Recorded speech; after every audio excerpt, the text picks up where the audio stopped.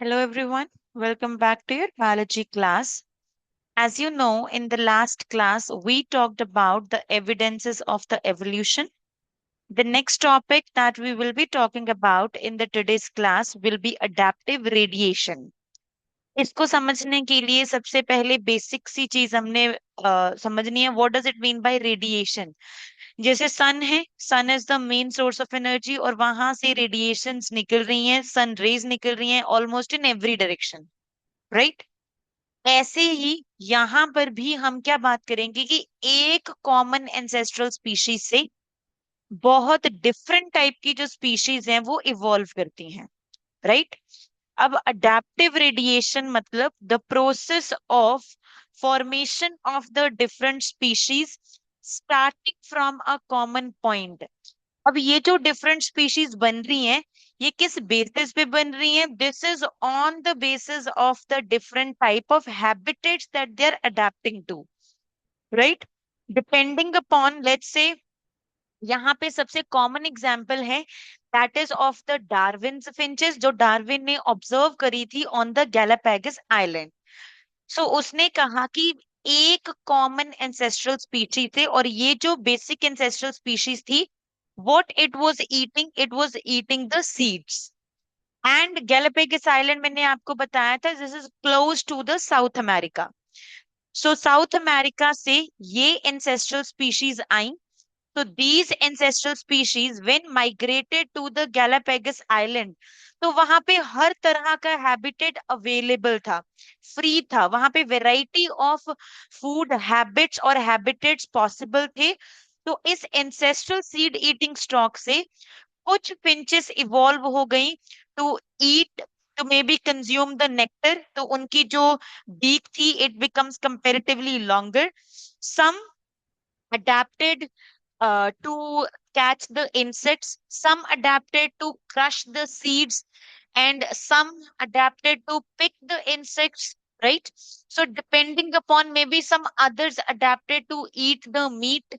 So, इसके basis पे, क्योंकि यहाँ पे टर्म आती है डिफरेंट हैबिटेट्स की जो अवेलेबिलिटी है, क्योंकि जब डार्विन की फिंचेस नॉर्थ अमेरिका से इस आइलैंड पे आई तो यहाँ पे सारे के सारे हैबिटेट्स क्या थे? वेकेंट थे. They all were empty. सो एक कॉमन एंसेस्ट्रल स्पीशीज से इन वेकेंट हैबिटेट्स की तरफ डिफरेंट स्पीशीज ने इवॉल्व करना स्टार्ट किया. और इसी प्रोसेस को हम क्या कहते हैं? We call it as the adaptive radiation, right? So adaptive radiation में this is the one thing. दूसरी चीज, अडेप्टिव रेडिएशन हमेशा एक आइसोलेटेड एरिया पे होगी. एक जियोग्राफिकली आइसोलेटेड रीजन वो है. जियोग्राफिकल आइसोलेशन मतलब जैसे आइलैंड और मेन लैंड के बीच, साउथ अमेरिका जो का जो कॉन्टिनेंट है वो मेन लैंड है, and then there is the island. उसके बीच में क्या होगा? एक वाटर बॉडी. और वो जो पानी है, वो जो ओशन है बीच में, वो एक बैरियर क्रिएट कर देती है कि north America, south American continent से कोई भी स्पीशीज इस आइलैंड पे नहीं आ सकती है. क्योंकि अगर ऐसा होगा तो आउट ब्रीडिंग होगी. That means the two different species will mate और इससे एक नया ही वेरिएंट बन सकता है, राइट?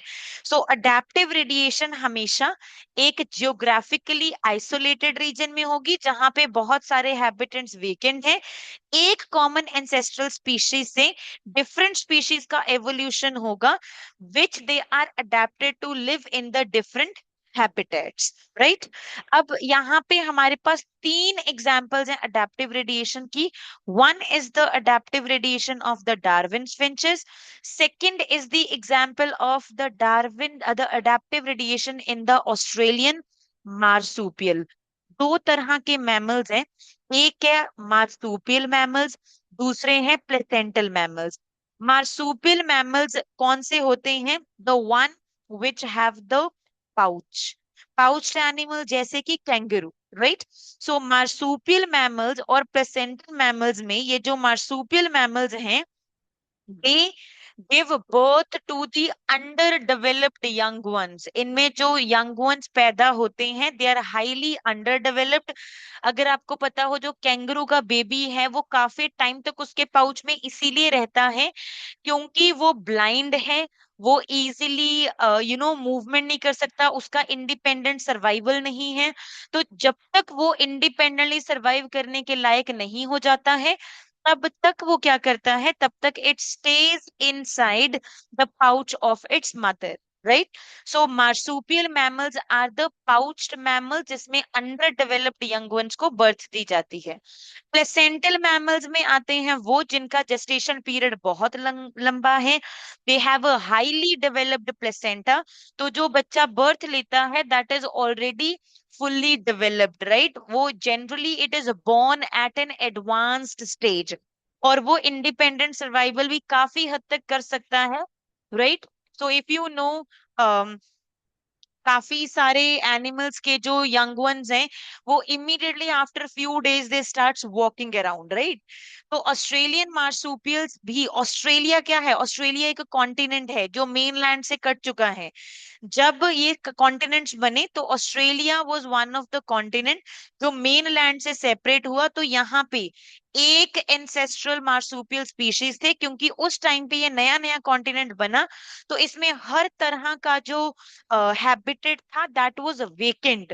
तो इस स्पीशीज से कुछ इवॉल्व होके बन गए वॉम्बेट्स, कुछ इवॉल्व होके बन गए माउस, कुछ इवॉल्व होके बन गए kangaroo. Then there are the koalas. Then इसके बाद है शुगर ग्लाइडर्स।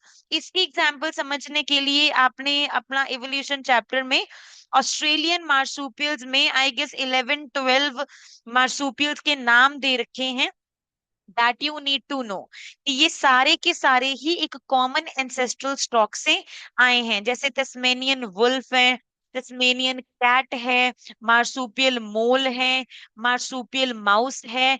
तो ये सारे एक ही कॉमन एंसेस्टर से आए हैं, बट ये एवोल्यूशन हुआ कब, जब they moved to an isolated geographical reason.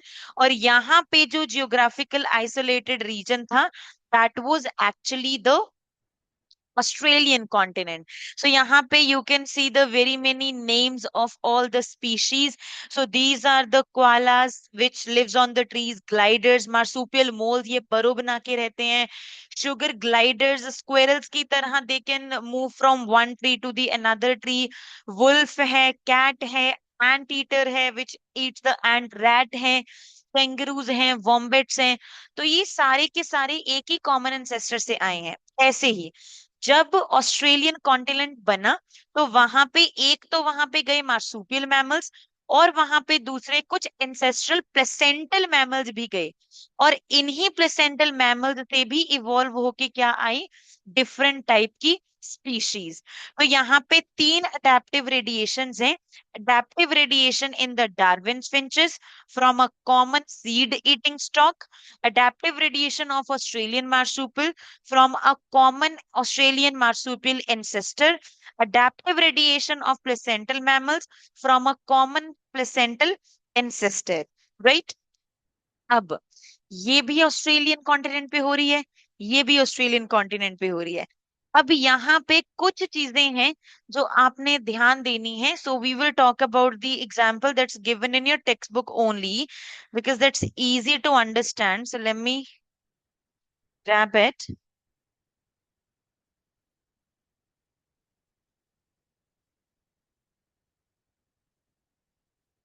तो यहाँ पे this is the one that's given. अब दो अडेप्टिव रेडिएशंस हो रही हैं और दोनों में कॉमन एंसेस्टर अलग अलग है। ऑस्ट्रेलियन मार्supial का एंसेस्टर एक मार्supial था, प्लेसेंटल मैमल्स का एंसेस्टर एक प्लेसेंटल मैमल था, राइट। अब उस टाइम पे क्योंकि ऑस्ट्रेलियन कॉन्टिनेंट बिल्कुल खाली था, हर तरह का हैबिटेट अवेलेबल था, तो इस कॉमन ऑस्ट्रेलियन मार्supial से कुछ ऑर्गेनिजम्स इवॉल्व करे and they turn into wolf and they started eating other animals. ऐसे ही प्लेसेंटल मैमल से भी एक एनिमल इवॉल्व करके क्या बन गया, वुल्फ। अब इन दोनों में कॉमन चीज क्या है कि ये रहते सेम हैबिटेट में है, बट डिफरेंस क्या है कि ये एक अलग एंसेस्टर से आए हैं। राइट? सो इसको हम parallel, we can also call it as the parallel और कन्वर्जेंट एवोल्यूशन। कन्वर्जेंट क्यों? क्योंकि वुल्फ और तस्मेनियन वुल्फ का एंसेस्टर डिफरेंट है, बट वो सेम हैबिटेट में रह के सेम खाना खाते हैं, राइट? सो जब एक से ज्यादा अडेप्टिव रेडिएशन किसी एक आइसोलेटेड जियोग्राफिकल रीजन में हो, जैसे कि यहाँ ऑस्ट्रेलिया, आप ये नहीं कह सकते कि ऑस्ट्रेलियन मार्supial और एशिया और अफ्रीका में रहने वाले प्लेसेंटल मैमल्स का कन्वर्जेंट एवोल्यूशन है। नो, क्योंकि दोनों में हैबिटेट डिफरेंट है। ऑस्ट्रेलिया के ही मार्supial, ऑस्ट्रेलिया के ही प्लेसेंटल मैमल्स क्या शो करते हैं? Convergent evolution. क्योंकि even though they have the different ancestor, but they adapt to live in the same habitat. ऐसे मोल और मार्supial, मोल का हैबिटेट और खाना पीना सेम है, एंट ईटर और रम्बिट का हैबिटेट और खाना पीना सेम है, माउस और मार्supial माउस, ऐसे लीमर एंड स्पॉटेड खसखस, फ्लाइंग स्क्वेरल जो एक पेड़ से दूसरे पेड़ पे ग्लाइड कर जाती है, ऐसे हमारे पास है फ्लाइंग फिलेंजर। तो इस फिनोमिना को हम कहते हैं कन्वर्जेंट एवोल्यूशन, विच इज दो अडेप्टिव रेडिएशन एक ही आइसोलेटेड जियोग्राफिकल रीजन में हो रही हैं, तो दो डिफरेंट एंसेस्टर से आने वाले एनिमल एक कॉमन एरिया में रह रहे हैं और सेम चीजें खा पी रहे हैं, राइट? ओके, इन जनरल अगर आपसे पूछा जाए अडेप्टिव अडेप्टिव रेडिएशन किसकी एग्जाम्पल है, होमोलोगस या एनालॉगस ऑर्गन्स की? So this is an example of homology. Homology में क्या होता था? Common ancestor but different functions. Common ancestor but they are living in different habitat, तो उनकी जो बीक है वो फंक्शन डिफरेंट परफॉर्म कर रही है, बट उनका एंसेस्टर क्या है? कॉमन है। तो adaptive radiation shows the homology, क्योंकि यहाँ पे एंसेस्टर क्या है? कॉमन है। Okay, so this is all we have about the adaptive radiation. That's all we have about the today's class. Next we have is the biological evolution and theories behind evolution, जो कि हम करेंगे next class में. All right? Okay then. That's all for today. Bye bye. Have a good day.